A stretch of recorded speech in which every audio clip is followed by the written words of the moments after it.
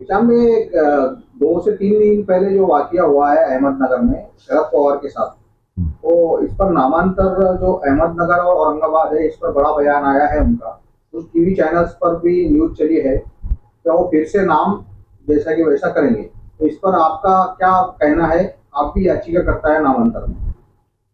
अगर जैसे शरद पवार कह रहे हैं कि वो नाम बदलने वाले हैं या वापस उसको वो करने वाले हैं, तो हमारा ये कहना है कि अगर ये इतने सच्चे होते तो हमको इतनी कानूनी लड़ाई लड़ने की जरूरत क्या पड़ी होती। आज भी आप देख रहे हैं कि हम लगभग आज 16वां दिन है, हम डिविजनल कमिश्नर ऑफिस के सामने बैठे हैं धरने पे।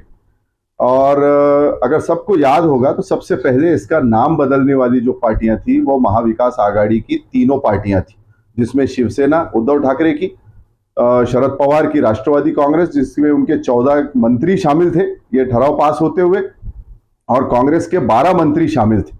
अब आज ये घड़ियाली आंसू ये जो बहा रहे हैं, और उस दिन अगर आपको याद होगा जिस इंसिडेंट की आप बात कर रहे हैं, तो शरद पवार की गाड़ी को अहमदनगर के लोगों ने रोक दिया था।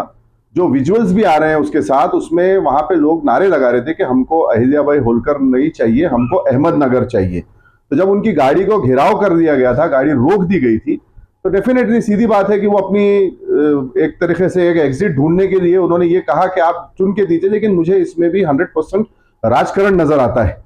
उसमें उनके जो शब्द थे कि आप हमारे आमदार चुन के दीजिए, हम सकारात्मक निर्णय लेंगे, ऐसे ये लोगों ने कई बार आश्वासन दिए हैं। अगर ये इतने सच्चे होते तो ये उस वक्त जब उद्धव ठाकरे प्रस्ताव लेके आए थे 29 जून 2022 को, तो उसी वक्त इनके 14 मंत्री और कांग्रेस के 12 मंत्री सबने जो है तो वॉकआउट कर देना था। ये उसमें शामिल रहे। आप देखते हैं कि खुद सुप्रिया सुले इसको संभाजी नगर लिखती है, राजेश टोपे संभाजी नगर लिखते हैं, इनके सारे लेटर पैड्स पे, इनके पार्टी ऑफिस में, हर जगह संभाजी नगर लिखा हुआ है। तो आपको लगता है किसी को, कोई भी समझदार आदमी को तो मुझे नहीं लगता कि ये लगेगा कि ये कोई नाम बदलने वाले हैं। इनके ऊपर जब तक प्रेशर नहीं लाया जाएगा तब तक ये कोई नाम बदलेंगे नहीं। और इनकी भूमिका है, इनकी पॉलिसी है कांग्रेस की, राष्ट्रवादी की, शिवसेना के साथ, कि ये जो शहरों के नाम है जैसे औरंगाबाद है, उस्मानाबाद है, अहमदनगर है, इसके नाम तब्दील करके जो आरएसएस, बीजेपी और शिवसेना की जो पॉलिसी है उसके ऊपर ये नाम तब्दील कर देना, उसी पे ये भी चले गए हैं। आपको लगता है हिंदुत्व का एजेंडा, सॉफ्ट एजेंडा अपना रहे हैं लोग? अपना चुके हैं, अपनाने का क्या सवाल उठता है, ये अपना चुके हैं। तो मुस्लिम वोट की भी सियासत, मुस्लिम वोट भी चाहिए इनको। मुस्लिम वोट तो इनकी मजबूरी है क्योंकि इनको हिंदू वोट नहीं मिलता। अगर वो पूरी तरीके से मिलने की गारंटी हो जाए तो जो नीतीश राणे और जो आपके जो बीजेपी के नेता कहते हैं, ये उससे ज्यादा खतरनाक तरीके से सामने आएंगे। ये तो इनकी मजबूरी है, मुस्लिम वोट्स जो है, इसीलिए ये इस किस्म से बयान करते रहते हैं। मुझे बिल्कुल भी शरद पवार पे या कांग्रेस के लोगों पे भरोसा नहीं है, क्योंकि मैं कांग्रेस का प्रेसिडेंट रहा हूं। उनके सारे लेटर पैड्स पे हर जगह जो है उन्होंने चेंज कर चुका है। अगर आप जाके देखेंगे, यहाँ इनके पार्टी ऑफिस में आप जाके देखिए, वहां अंदर के जो बैनर्स लगे हैं वो संभाजी नगर के लगे हैं। यहाँ कांग्रेस के जिला अध्यक्ष के आप लेटर पैड देख लीजिए, उस पर उन्होंने जिला संभाजी नगर कर दिया है।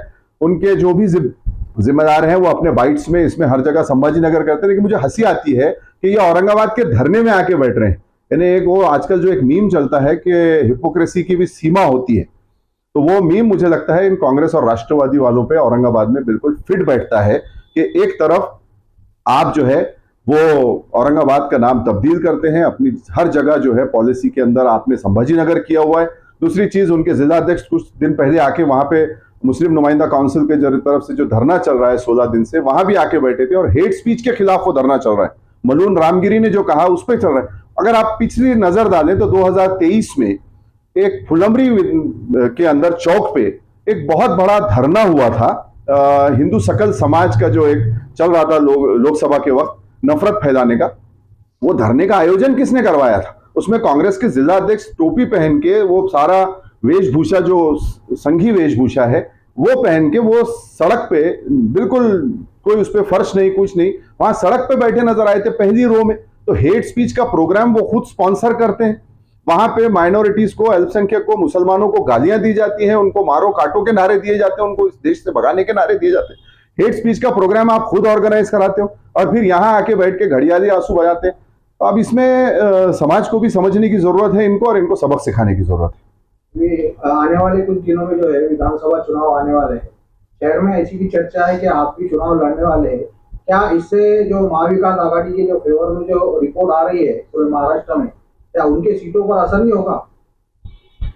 इनको सबक सिखाना जरूरी है। और जो है मुस्लिम समाज को, जैसे मराठा समाज ने अपनी ताकत दिखाई, वैसे मुस्लिम समाज को भी अपनी ताकत दिखाना जरूरी है। हम ये नहीं कहते कि किसी के साथ नाइंसाफी हो, लेकिन हर एक को इंसाफ मिलना चाहिए। मुस्लिम समाज को हो, बुद्धिस्ट समाज हो, दलित समाज हो, ओबीसी हो, हर एक को इंसाफ मिलना चाहिए, मराठा समाज हो। और ये पार्टियां इस वक्त खेल रही हैं, कहीं ये मराठा समाज को दिशा भूल करने का काम कर रही है, चाहे उसमें महायुति की पार्टियां हो या महाविकास की पार्टियां। और ये जो है मुस्लिम समाज को और बुद्धिस्ट समाज को भी ये कहीं बेवकूफ बनाने का काम कर रहे हैं, चाहे ओबीसी के साथ भी वही खेल चल रहा है। इस वक्त महाराष्ट्र की राजनीति इतनी, मतलब कहेंगे इतनी नीचे लेवल पे चली गई है कि कोई पार्टी इस वक्त विचारधारा पे नहीं। मुझे लगता है कि जनता और जो मतदार है वो विचारधारा इनमें ढूंढ रहा है, लेकिन विचारधारा नजर नहीं आ रही। आपका मकसद है क्या चुनाव में जाने का? मकसद क्या है आपका? क्यों लड़ना चाहते हैं आप चुनाव? देखिए, अगर मैं चुनाव में आया इंशाल्लाह, तो मैं जो जनता का उम्मीदवार बन के जाना चाहूंगा, ना कि किसी पार्टी का उम्मीदवार। जो मेरा वादा जनता से रहेगा उसके लिए मैं बाध्य रहूंगा, वरना ये पार्टियों का कोई भरोसा नहीं है। आज ये पैसे या मिनिस्ट्रीज के तड़जोड़ में कोई कहीं भी चला जा रहा है। इसमें से किसी पार्टी का, ना कांग्रेस का कोई भरोसा रहा, ना राष्ट्रवादी का रहा, ना शिवसेना का रहा, ना बीजेपी का रहा, और ना एमआईएम का रहा। सारी तरीके से हर पार्टियों पे संदिग्ध की जो है वो सवाल उठते हैं, और इन पार्टियों ने महाराष्ट्र को फेल किया है। अब ये एक हमारी बड़ी मजबूरी बन गई है कि जनता को इन्होंने ऑप्शन ही नहीं रखा। मैंने इसलिए इससे पहले भी अपने कई इंटरव्यूज में कहा कि जनता को अपने नुमाइंदे चुन के देना चाहिए, जहां भी हो, जिस पे उनको भरोसा हो। किसी पार्टी के दामन में बंधने की बजाय हर समाज को और हर शहर के लोगों को ये सुनिश्चित करना चाहिए कि जो नुमाइंदा चुन के जा रहा है वो हमारी सोच वाला हो, भले वो इंडिपेंडेंट हो या किसी पार्टी से आता हो। मैं किसी तो आपका सबसे पहला काम औरंगाबाद का नाम बचाना रहेगा। औरंगाबाद की लड़ाई को राजकीय तरीके से विधानसभा के अंदर लड़ना, और उस नाम को राजकीय लड़ाई लड़के वापस लाना, उसके लिए जनता का सपोर्ट चाहिए। मुझे कोई पार्टियों के ऊपर भरोसा नहीं है।